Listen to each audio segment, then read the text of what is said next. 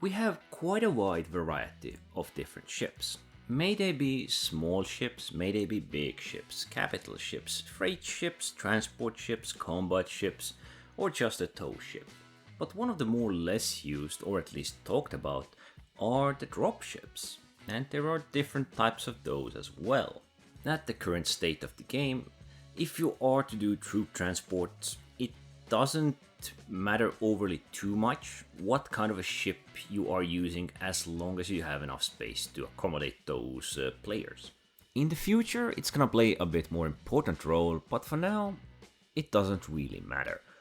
Of course, if you are to speak about the capital ships, no one would really be surprised for a capital class ship to accommodate some marines or have space for infantry troops. There are some of these more dedicated dropships, like the Drake Cutlass Steel, Esperia Prowler, or even Vanguard Hoplite being a rather small one. There are certain arguments we can make with dropships, of course. First of all, how durable needs a dropship to be? How many troops would be optimal for such a ship?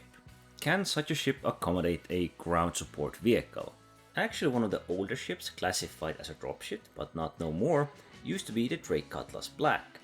It still has 6 seats in the back and enough room for a vehicle, so making it somewhat useful as a drop support ship.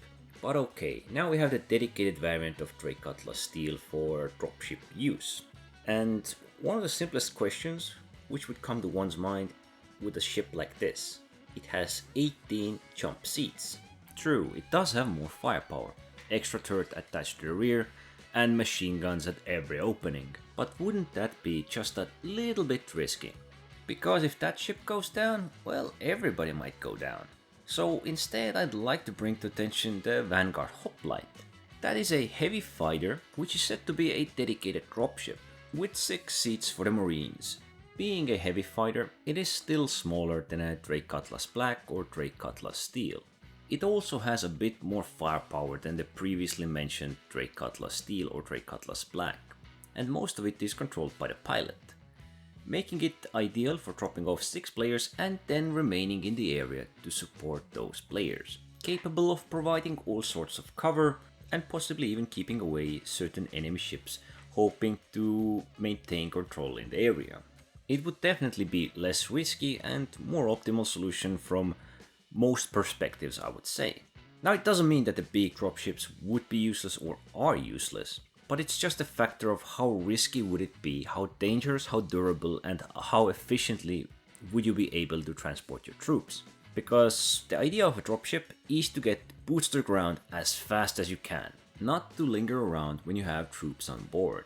Just get into the hotspot, drop them off. If you're gonna support in the area, support in the area. If you need to leave, you will leave. But the first things first, and you need to mitigate the risk. That is why I like the Drake Cutlass Black and the Vanguard Hoplite as dropships. One is just for troops, and the other one is capable of bringing a small support vehicle.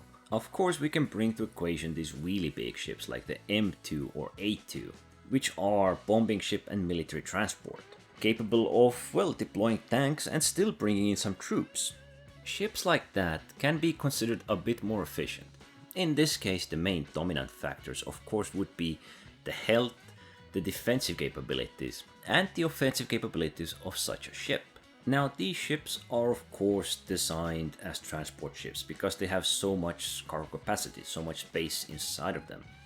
And so the dropships need to be smaller, but they can fill the same role. So having 18 players aboard Drake Cutlass Steel or Hercules M2, I think the M2 might be the smarter decision of the two.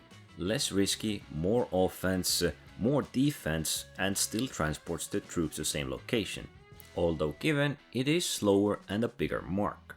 As a final idea, if you have quite a lot of players and you do not have a big ship, it is more ideal to take several of the smaller ones, spread yourself out across the ships.